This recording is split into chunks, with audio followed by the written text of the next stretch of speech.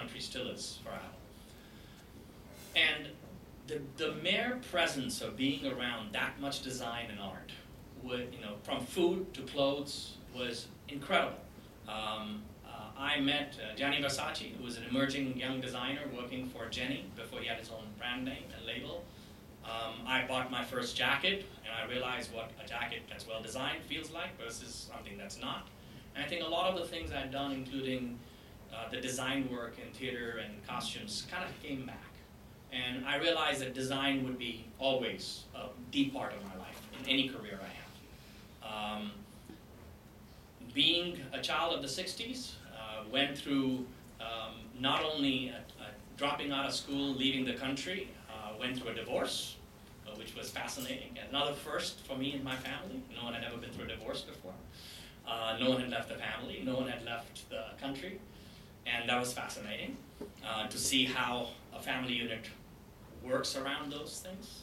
And to me, what was fascinating about coming back to America is I could not have chosen a worse moment to come back.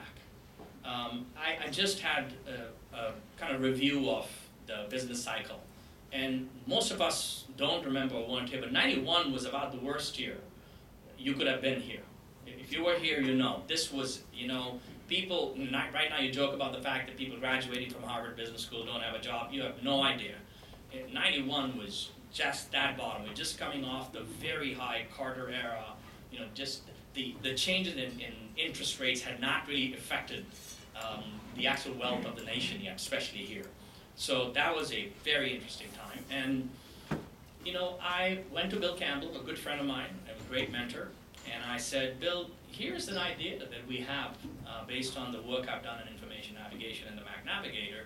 I don't know if some of you saw the Knowledge Navigator video of opening a computer. I was on a project called the Mac Tablet with Paul Mercer. Paul went on to leave Apple because John Sculley, in his wisdom, in that moment decided to kill that for the Newton. Many of you remember the Newton. Paul's operating system that he created for Pen Mac was rewritten and revived. And one of the first things Steve Jobs did when he went back to Apple was to license that.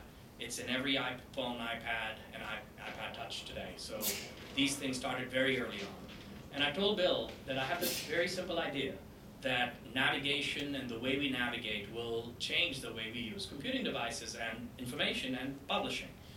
And he said, Samir, there's only two types of companies. You're either a division of a large company or you're a startup. There's nothing in between. And I think that is probably the most interesting advice I've ever gotten as an entrepreneur. It's so black and white, it's so simple. You can't take a spin-off from a large company or a startup with enormous amounts of capital and ever create the kind of culture you need to survive as a true startup. You have to have the element of risk at the early stage. Every example I've seen without it can get lucky. Lots of people get lucky. But when the first bump occurs, suddenly your luck runs out. A great example is eBay. eBay is a great company. Pierre used to work at Apple and General Magic, right? And they had a great idea, great execution, incredible technology. And then they just, for some reason, stopped innovating for a while. And there was no problem till they maxed out that market, right? And when you max out a market, you have to innovate again. And what do you do if you don't have entrepreneurial roots, if you're not used to innovating? So he was at that time leading Apple to be president of Terrace. If you remember, Apple decided to spin off all software in their wisdom. And I said, what should I do? He's like, well, you decide. You can stay in Apple or leave. And I said, this is a company. So Apple helped me join the board of directors, spun me off, and I jumped into the first venture capital world of my first company, Ray Technology, which then became a Ray LLC as an investment vehicle for all the people because we made a lot of money, and then added about 50 members and still lives happily ever after as a vehicle for people that were involved in early days of navigation and pre-web. Just to, in the last few stories, in 94, I had the fortune of meeting a little company called Mosaic through Wells Fargo, who was looking at very early technologies, and a very large light bulb went off again, one of the other light bulbs, that all the work we had done in information navigation would come true. and there would be a vehicle called the browser to do it. And we created a company called NetObjects Fusion. It was the first website building product for human beings, as opposed to for programmers. As noted earlier in the introduction, that got to about 2 years before there was an IBM buyout. I recently asked the company that runs NetObjects, the consumer product, the enterprise product went back to IBM. The consumer product lives on, which is on its 16th product version, unbeknownst to me, and no connection. They just crossed 50 million websites created in it. So that's a fantastic legacy. I have lots of friends all over the world who still think that's the first way they did the web. When we started, it used to be 1 or 2 a day sites, and the last time I was monitoring it, there were about 1,000 a day. So that was an incredible wave, 1.0. In many ways, Apple helped me make my first $1 million in my 20s. I invested it wisely in art and things I loved. Really did not live any crazy life. That's what I cared about. And got caught up a little bit in it with big homes in the love of the 90s, as you can see from this $1,000 bill. And have been downsizing from 12,000 square feet every day since. Every time I find a smaller home or build a smaller home, I realize it's still too big. You really don't need that. So that started my 2000. I love that photo. If you don't know, but the 2000s is known for theme parties. And we and Netscape's founders used to do a Velvet Elvis party every year, where we would dress up like Elvis, the women would dress up like whatever the hell they wanted, and we would go to Vegas together. It started off with 8 people. We did it for 5 years. The last year we did it, before it got out of hand, there were 250 people and 120 Elvises. And we shut down San Jose Airport. It was absolutely the most fun I ever had, and that is the thing, exactly like that. So it was a very interesting, as we all know, Silicon Valley has a recession like everywhere else, every 7 or 8 years. We had our first internal catastrophe, the dot-com erosion. And I was very fortunate because I had transcended by then out of being a general manager CEO into the venture world. In '95, I started Information Capital.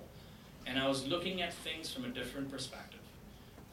And I realized, just like the 2 different viewpoints, being a venture investor is a very different perspective than being an entrepreneur. And I was in Santa Barbara in a second home on the beach, and this light bulb went through me, which I cannot describe why that happened. And I realized that Web 1 going to Web 1.5 with Google search was actually not the end, but the beginning. And it would emerge as a medium in which actually the next value would be creating in advertising, which is very contrary to what was happening in the Valley. Because if you remember, no matter what you were doing, you had to recreate yourself as an enterprise company in 2001, correct? That was it. If it was anything else, it was not going to last. So I came back and started to look in 2002 and 3 for companies that were assuming the web as a platform and moving the value to the next level. Was very fortunate to be involved with the first round of social networking with Emo, Tickle. I actually got the founder of Tickle, James, and the founder of Tribe, who's now the founder and CEO of Zynga, together in a room with Reed and said, guys, why don't you figure it out? One of you can be CEO, let's combine the companies. It was like 2 bulls in a china shop, did not work. And both the companies went away, as you know, as did Friendster. Jim Breyer, a dear friend of mine, came in with me to do a financing round for Tickle at a $72 million pre-money valuation in 2003. That's chutzpah. Okay? Nobody was looking at investing in social networking, let alone at that valuation, right? Because James rejected him, a little tiny unknown company came along called Facebook, and he moved that term sheet, raised it from 72 million pre to 101 million pre, and got Facebook as a deal. Ask him the story, it's a fantastic story. The people who lost that deal, and they don't like us talking about it, is Tim Draper, who had a rule, never invest in a company more than $100 million in the first round. And I just had dinner with him recently. He was celebrating the 25th year of DFJ with his father when he took over. It was me, the CEO of Baidu, and a couple of people. And he said, I changed that rule from that day on. They do. So if you're in the room and your valuation's more than 100, Tim's on the list now.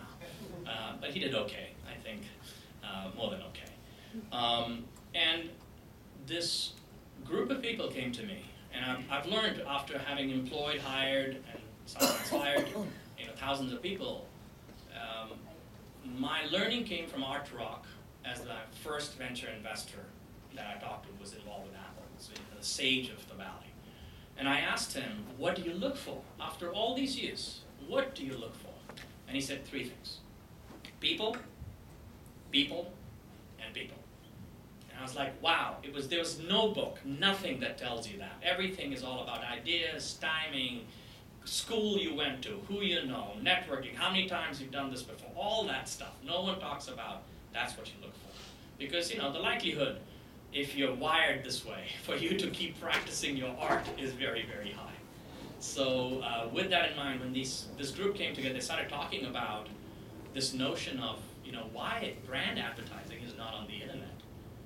All my Apple side of me lit up because, how much money does Apple spend on search ads? Does anyone know? 0. How much money does Coke spend on search ads? 0. How much money does Louis Vuitton spend on search ads? 0. It's unbelievable. And in 2003, you could not have a conversation in Silicon Valley. In fact, I would say in 2005, you could not have a conversation in Silicon Valley about brand advertising. Because the belief system was, because it's herd mentality, that the only model is search, if not it's CPC or DR. Completely obliterating the basic essence of, I'm Diet Coke's manager, I'm launching Coke Zero. How the hell am I going to launch it if I don't have television upprint? What am I going to do? Things don't change, the basic things. So when I heard that idea, I loved it. Called Briar. I said, Brian, Jim, I'm about to write $1 million check.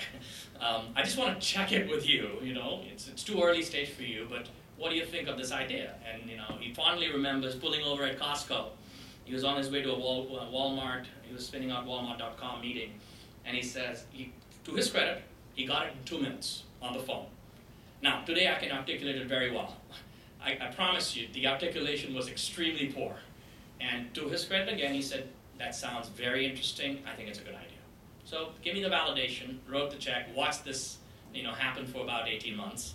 And Melissa Meyer asked me recently, we were at dinner together, where did this idea of fashion come? There's nothing in my history that says I would ever go into fashion or media. I would media enablement, but where did that come from? I said, it's where I asked her the question, where did the idea of being in news come to you? And she said, touche, right? What I love about the Valley is we love to do things we know nothing about because we have no fear, right? Had I known that we were going to go against Condé Nast and Vogue and Anna Wintour, and take on right after that NBC and like extremely well-funded, and now Comcast as companies of a company that's 5 years old. There's a wonderful lady who walked up to me who works for iVillage. One of the person that ran iVillage's biz dev and operations works for me, and I asked her this question last week. I said, when Glam launched, did you hear about us? Nope. When Glam became #1 ahead of Condé Nast, did you hear about us? No. Did you ever imagine that Glam would actually kill you in terms of reach? Never. That thought never crossed our minds because you were #1 for 14 years. And that's what I love about this business. iVillage is a great company. NBC is a great company. Comcast is a great company. And they will survive. They will do very, very well. But there's something about Silicon Valley technology that allows us to do things that have extreme leverage. So I don't want to spend too much time talking about the now, but I stepped into Glam as CEO 4.5 years ago, and it came down to a very simple challenge. After the launch at Fashion Week in New York, with my help, but not with me as a steward of the company, I asked the founders to look at data, and the data came back, and I looked at it with them. And what I love about founders is to be a founder, you have to have an incredible belief in yourself and the idea. Do you all agree? That's one thing you have to have. You have to have an overarching belief that your idea is a great idea. Well, as we all know in the startup wiggle, that idea meets reality and needs to transform itself to a great company, right? And in doing so, founders have to let go of some of the idea, right? This is the hardest part of making a startup into a great company. So I sat down, and the data is speaking to me, and I looked at the founder and I said, do you realize what this is saying? We had 2 days of a closed room, the most heated thing you can imagine. And to their credit, we emerged with 1 slide. The thing we understood in 7 weeks after launch is something most print and television companies refuse to hear today. We realized that consumers, in this case women, it's also true for men, don't want print content online. Wow, just don't. I don't know why. They don't even want it on an iPad.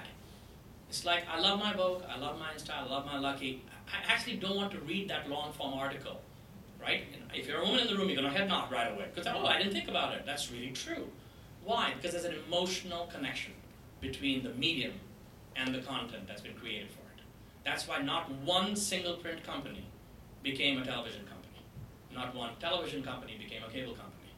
Not one cable company became an internet company, ever in history.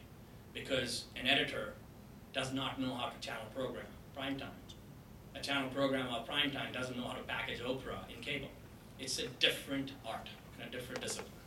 And once we realized that, we said, we will kill them. Because they will hold on to their belief till the last day. And I remember being on stage with Kathy Black, and they asked us the same question. And here I am, reasonable in the valley in my industry, completely unknown in media, sitting with the famous Kathy Black. And they said, what do you think about the most as CEO of Hearst? And she says, what to do with what I have? And I went after that, I said, no offense to Kathy, but that's the wrong question. The only question to ask is, what do women want online? That's it. It's going to be, you have to really focus in on ultimately what your consumers and users want. And that's the elusive truth. So with that in mind, the 10s are here, the 11s are here, and my time draws to an end. And what I'd like to do is use an analogy from a very dear friend of mine, Chung Liang Alwang, who's a master of Tai Chi, who I had the fortune of meeting 21 years ago, to the date of this weekend. I saw him again after 21 years at Esalen, and he is one of the last founding fathers of Esalen, and one of the leaders of the human potential movement. And I won't go into the details of what happened the first time I met him, but it took me 20 years to actually process it, so I was ready for one more weekend, so I went back. And he had a beautiful book, and multiple books, Quantum Soup, etc.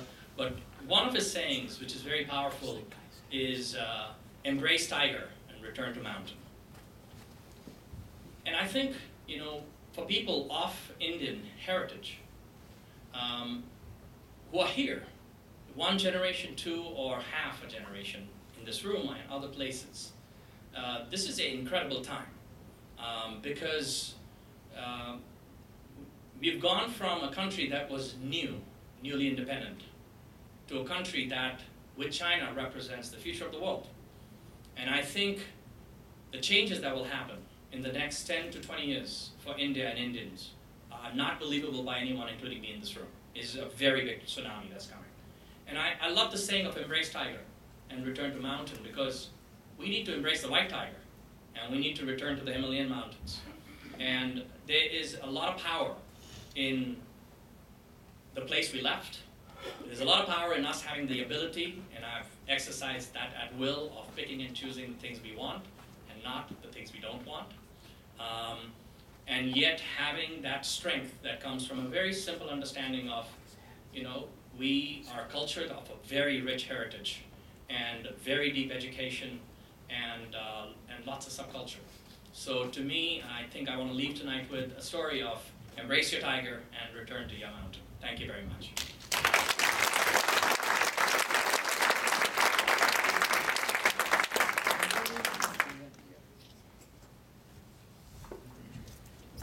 Thank you, Samir. So we'll have a few questions, then we'll open it to the audience, so please feel free to ask any questions, and I'm sure Samir will answer whatever without compromising his competitive any questions related to this company. Thank you.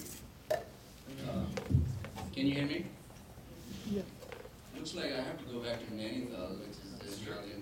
That's where I come from. So I think you told me what to do next. Thank you very much, Samir. It was an amazing and exciting journey of your life, which I was really fascinated last year when I heard at our alumni dinner.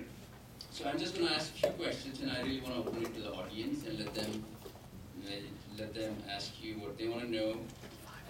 So one question is more related to net objects and the VC related. Because I remember at that time, in fact, I talked to you when you were at Net Objects. I had a small company I founded also. Looks like you had some issues with some of your VCs. I especially remember Venrock. Venrock was one of your investors. I don't recall any other VCs. So, would you like to kind of like looking back in hindsight, some lessons you learned and how you would have dealt it if it were today? And that's a good question. There was a Forbes article a long time ago on this, and I remember what they said. I had not followed Steve Jobs and John Scully's very, very important advice, which is don't read anything about yourself. So I did. I've stopped doing that now. But they ended with a very interesting saying, because they asked me the same question. And their answer was incredibly emotionally deep and astute. They said, Samir had the look of someone who has not processed this enough yet in giving his answer. And I don't remember what I said, but I think they nailed the emotion, which is,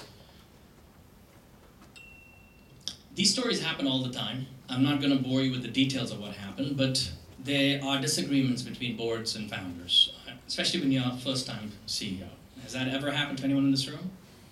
You know, and if you're in a services job with you and the CEO and you and the board, has that ever happened? Never, right?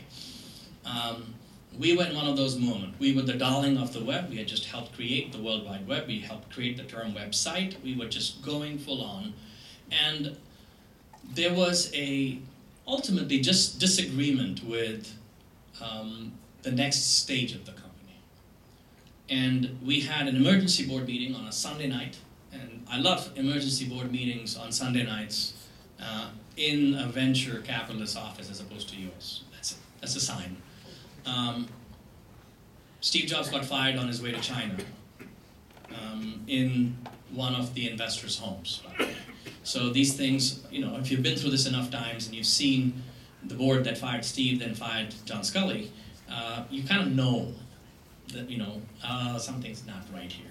I'm sitting on a term sheet from Goldman Sachs. Joe G., who's a deep friend, as one of the partners who retired, of course, and probably bought Venice or something like that at Goldman, was there. And I said, I'll go to this, let's see what happened. And the basic notion was this was the time where there was a very serious disagreement with how to build a company. And there was nothing right or wrong. It wasn't they were right or me and my management team were better or more right. It was this disagreement. On Monday morning, because Venrock and Norwest are extremely non-confrontational, they're not a usual level of a VC. They decided the only thing they could do was not interfere and resign from the board. That's rarely ever happened. You're investors in a Series B, you resign from the board because you don't want to confront the issue. In doing so, they created a beautiful issue, which is Goldman Sachs couldn't invest. We had 2 weeks to make payroll. Okay. I didn't know that. I know this well now. But missing payroll is bad enough for integrity. Missing payroll tax is a felony. Having a felony means you don't get your green card. I was on an H-1 visa, about to convert to a green card that week. My very dear friend Christina Morgan, if anyone remembers, came over from H&Q and said, boys will be boys in the valley, let's just get all of you together, what's so difficult, let's sort it out. And in her wisdom, tried to put a deal together on Wednesday of the following week. I went home, I thought about it. On Thursday morning, called a board meeting, which was me and Alan Kale, who's still my legal counsel, he's in McCutcheon now. And I said, as the entire board of directors, I'm going to reject the offer. And I went to the fiduciary responsibility I had, and the offer was not good for the shareholders, which means this is Thursday, on Monday, we would reform and shut down the company. It's a true story. And hour later, I felt liberated. I knew you can always go back and start again. We have a great product, we have a great team. We'd already told, the opposite of what most people would do. An hour after this had happened, I told everybody I knew what was happening, because there was no shame or guilt involved. This is happening. I think that's a mistake a lot of entrepreneurs make. On Thursday at 4 p.m., I get a phone call from a gentleman I did not know called Frank Pearl. He created the concept of LBOs in America. And he said, I just heard about you from some of your friends and have a very good reputation. I believe you're looking for some money. I said, yes, Frank, I'm looking for $10 million by Monday. He said, I'll get back to you. He called me back at 6 p.m.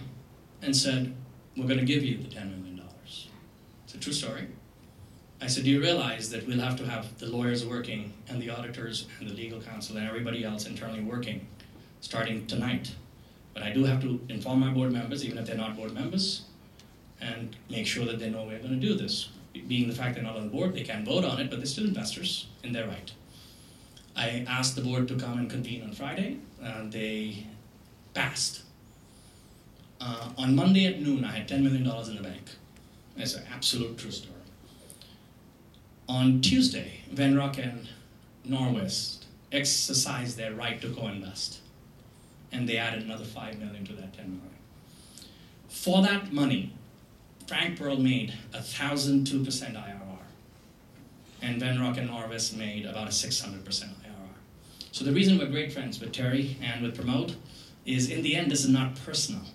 And when you're in the shoes, you think it's so personal. They did everything I would have done, and I did later in my life, and I was in their shoes. They had no other choice but to exercise their right for their point of view. Their point of view was right. Ours was not more right or wrong. It was different. It worked out great, and we're all happy, but it doesn't always work out like that. I saw Frank last week in New York. Late in his years, yet smart as you would not believe. And I asked him jokingly, ever given $10 million to someone you've never met again?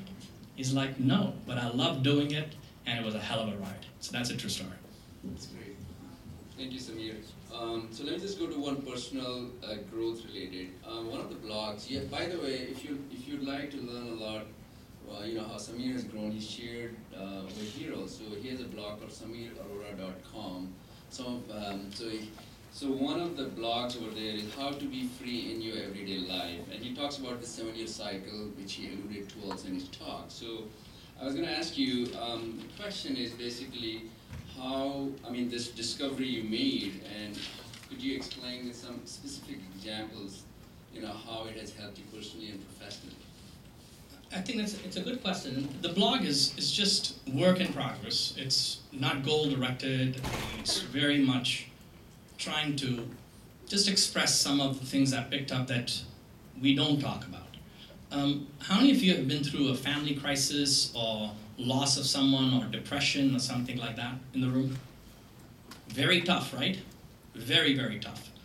And when that happens, you realize there's no help at all. Right? So you start looking for other people who've been through that. So for me, that was my own, self-created. About 1.5 years after I left Apple and went through a separation, I found myself at a complete dead end.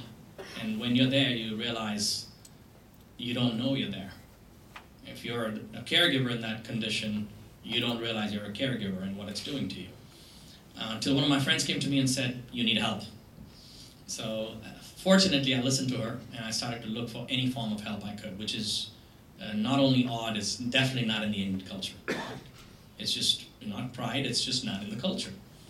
So that created an incredible path for me. And the path led to a realization that change is not only possible, change is who we are. We just have to be open to it. So in one of those processes, I discovered this very simple notion that just like we don't understand if you put, more than a couple of women together, their cycles get in sync, or when the moon is rising, plants are growing more upward, and when the moon is waning, the roots are growing. It's This is lost to us as human beings. We just don't, no one talks about these things, right? These are the side of life where we have very little dialogue these days. For me, the notion of what's not in your control is very, very interesting, because all forms of, pain for us comes from some belief system we've either inherited or accepted or not known about, in which we can't differentiate what's in our control and what's not. Cycles is one of them, where there's a very clear business cycle. I think this cycle we all understand now, whether we like it or not. We're in the upper part of the cycle. But there's also personal cycles and emotional cycles and family emotional cycles and companies' emotional cycles and countries' emotional cycles. So India and China have a very long cycle. America is faster cycle, it's a younger country. So this was an attempt to bring the notion of to observe what happens when we spend a lot of our time focused outward, and then how that cycle goes into inward and back and forth. So it's the beginnings of some thought processes to start to understand our own personal cycles and how to use that to make your life easier, live simpler. Yeah. So I'll just ask one more question and then open it to the audience, and we can come back, even though I have a number of them I want to give to you guys. So one last question is, I know you practice, you have studied several forms of alternative health therapies. And one of the articles I read, you mentioned that last time you had in traditional medicine was 18 years ago. So could you share some of your experiences? And it looks like it's kind of relating to what you also just kind of alluded to. Yeah, I'm sure I'm one of those that's going to be a case history where I'm going to have all the 20 years of no medicine in 1 year soon. So I'm waiting for that to happen. But that is true. I really am fortunate, whatever I have to knock, have the constitution or the attitude, who knows what, that I've avoided those traps and have sought ways to kind of balance myself. Now, if you know me and you work with me, you will just laugh your head off when I say the word balance, because there's no semblance of that in my life. But I have had enough discovery moments through practice and work that have opened doors to changing my point of view about things that hold me back or down. And that allows a lot of freedom. And in that process, what I've learned is that it's accessible to all of us. Change is possible, and we have to start with ourselves. In my case, the change really has been now, most of my life. I did my first course in Esalen in '91. I've, tried to do whatever I can. I'll tell you a really funny story. I was with the person who introduced Iyengar Yoga in advanced course by mistake, and I've done 1 year of yoga by a woman in Bali who's in the book By Accident, Eat, Pray, Love, BaliYoga.com if you want to go check her out. And so after 1 week of yoga, I show up at this class, and he brings me to the front, and he says, "Do that again." So I'm like, great. I mean, there's a top teacher in America asked me to come to the front of this big class. I get up there and I do this. He says, "This is to prove, just because you're from India, you don't know anything about yoga." So we all know we grew up where you kind of reject things that, how many of you grew up Gandhian? Come on. Even if you were, it was not popular to say that. So that's the problem. So, fortunate for me, I discovered Zen in Japan, which, as you probably know, comes from the word Kwan, which comes from the word Dhyan in Sanskrit. And if you understand Sanskrit, you don't have to ask what is Zen anymore, because we all understand what Dhyan means, right? Especially as kids. So what was fascinating there to me was the simplicity of their approach in picking up things and discarding other things to give you a practice. So it's a lifetime for me to just work on my practice, and that has given me a second part of my life, now as a volunteer and a teacher where I can and help in any which way. But I could see just from my own life. I look at my peers and what matters to them, and how they live, and they take life very seriously. They take money very, very seriously. They confuse that, as a goal versus a, maybe side effect of what you do, and it destroys them. And to me, that is a fantastic, if you can separate that out. The big aha for me happened in one of the programs where we were asked to come, and there was a group of about 30 people, and the leader asked, why are you here? Why were you invited? And it's a fantastic question to ask, to let your ego speak. When someone says, you're in this elite group, why were you invited? And everyone went through the room and said, oh, that's because my work is good, I've done this. Everyone spoke this speech. And the leader looks at them and says, none of you get it. None of you are here because of what you did. You are here because of who you are or have become. And that started a very simple thought, that the notion, you are what you do, is a very silly notion. Thank you, Samir. So we'll have questions from the audience now, and I know gentlemen on the left side. Yeah. Two very quick questions. If you look at what has happened over the last 2 days in Google, the CEO has changed. They fired their head of products yesterday. How do you view these changes in Google? Is it that they have maxed out the innovation? Second question related to your own business. Do not track me is becoming a regulation. How does that change the whole perspective about brand advertisement building, and how personally you are taking it as an opportunity to maybe reinvent yourself? Thank you. Very, very different, but very good questions. I have very dear friends at Google. In the founding team, Eric, from the days he was at Sun, I was at Apple. These are not new people to me. I think it's a real grave error from the outside to gauge a company as large as Google and think that they have become less innovative. I don't think they have. This is the fastest a company has grown to the number of employees they have in history. And if I look at whether through acquisition or innovation or both, Gmail, Google Maps, Android, YouTube, these are all massive platforms. Android last week just passed Apple. I don't think anyone would imagine that would happen, right? And has completely knocked Microsoft off. I think Larry stepping in, my personal feeling is, it's what Larry wanted to do. If you know Google when they were small, Larry was the CEO. It's not a new CEO for people in the core group. And wants to be CEO right now. And he's going to be CEO. He's going to be a great CEO. And he's going to change the company in the way he sees fit. It's his company. But I think from the outside, I feel Google has incredible talent. They have the issues you have at the least possible of any company I know of their size that you're going to have. Because managing that many people means you have to organize differently. So I think they'll sort it out. They've also not had a competitor. When Google launched its search in 1999, there were 13 of 13 search firms. I don't think we remember the name of anyone in that list. They are very good when it's competitive. So they're good friends. Fortunately for us, we don't overlap or compete with them. We steal talent from them once in a while. But I think their biggest issue is the government. It's not to do with talent or management. It's just they are so big that it's the issues Microsoft had and IBM before that. Your competition is the government, and that's no fun when you're a capitalist.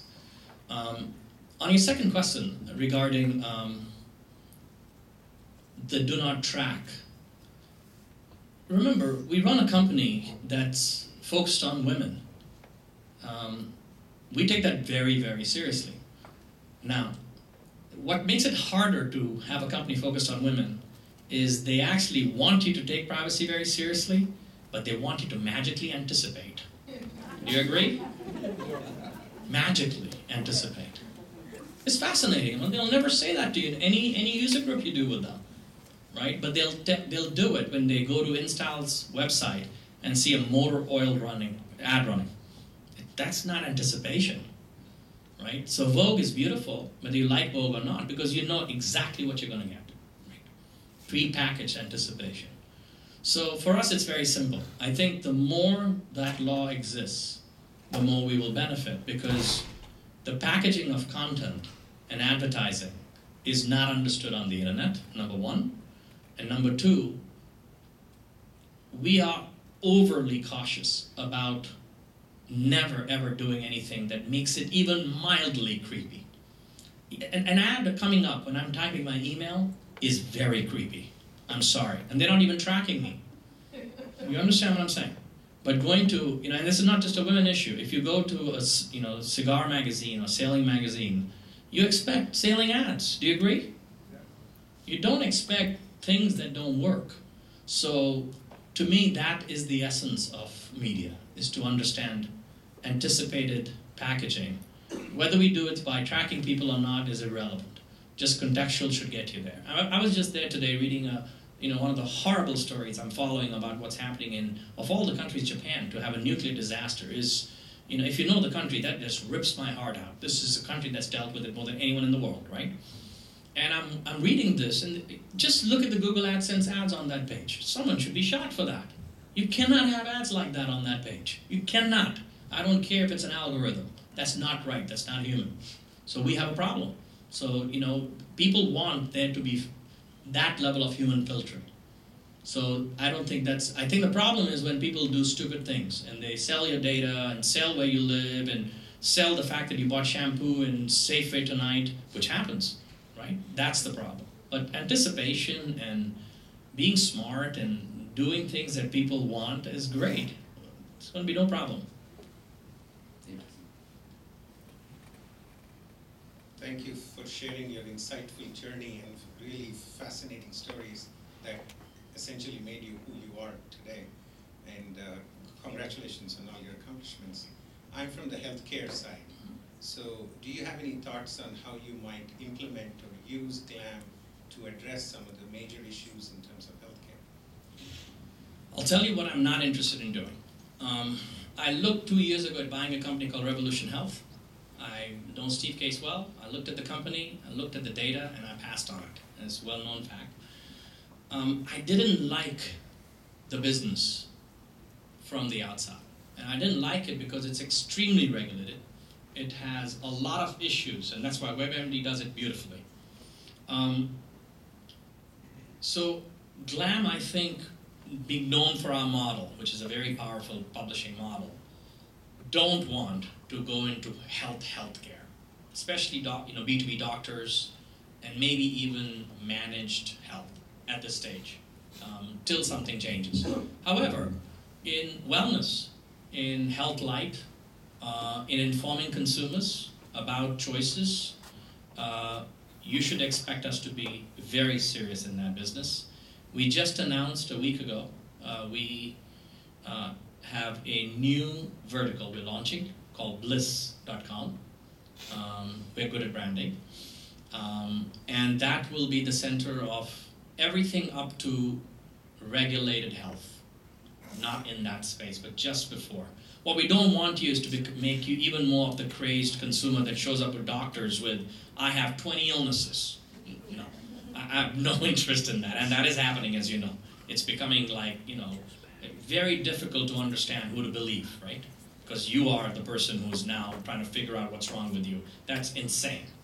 So my goal is to really go out and reach and curate the really powerful voices who can help us be healthy, and start introducing a little bit more of what health means and not disease in this country. In China, in ancient times, the doctor was rewarded if you didn't fall ill. Just understand that fact. So I think regulated is a different issue, and we are not prepared to take that on right now. But wellness, we will be very serious a player.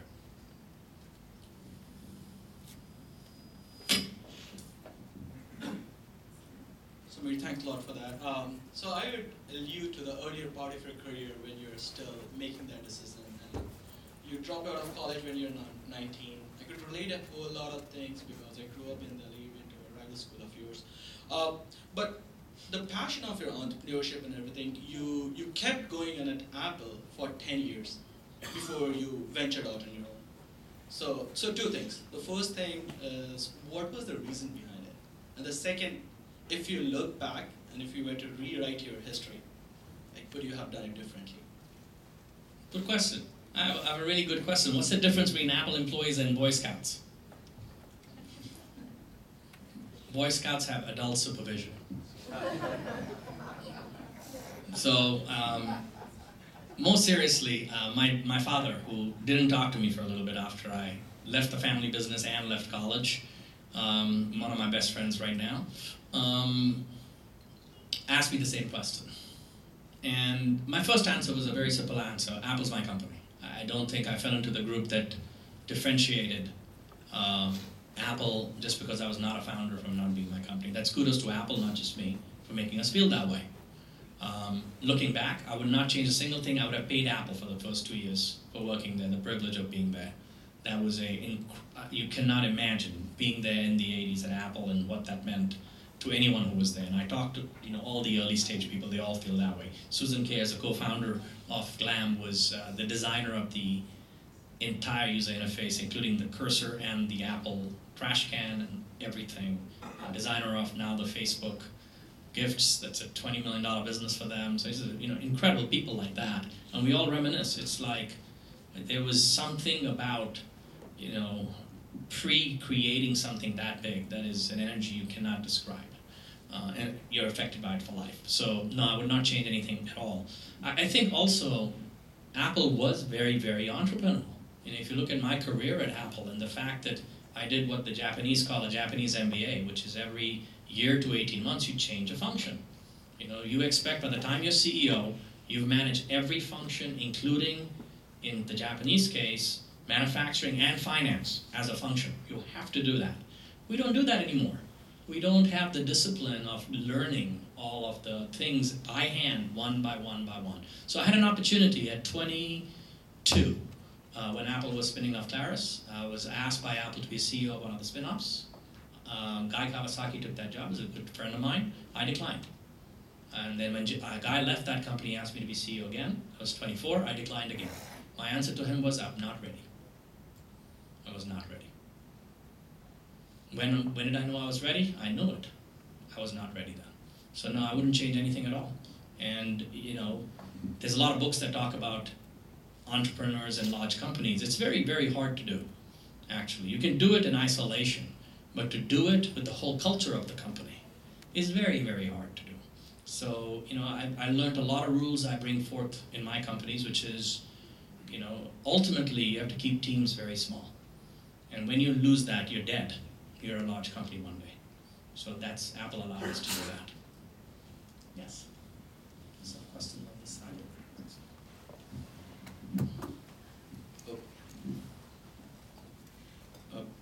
Samir, although I was looking for an opportunity to ask your life journey type of question, but I'm so much focused on the business side of the thing, so I'll probably just stay with my comfort zone.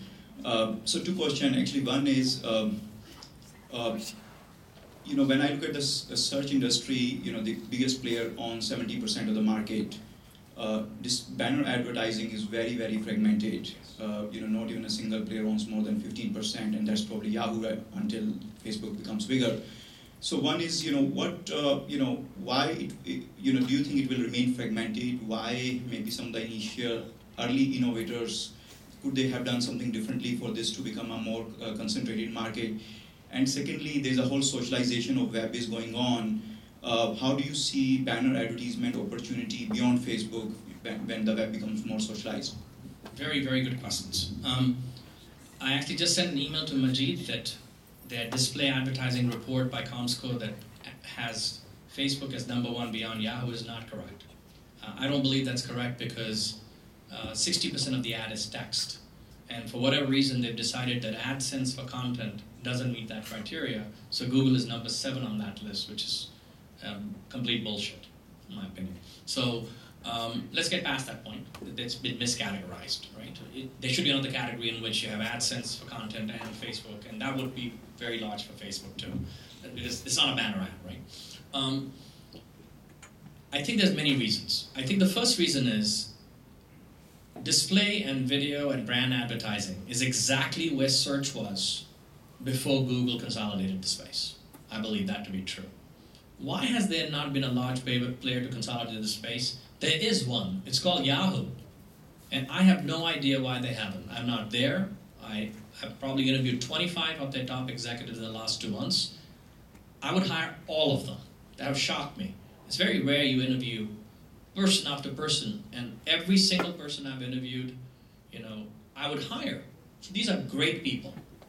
Just, all of them have passed my criteria of being absolutely great people. So it's not the people. There's something else is wrong, right? They were capturing it when Terry Samuel was there, and he transformed it from .coms to brands. It's true, Now, the mostly dead, to use the Princess Bride terms, Yahoo, is $5 billion in revenue. It is larger than Google and Facebook and us and everybody else combined. So it's not dead. It just doesn't matter. Even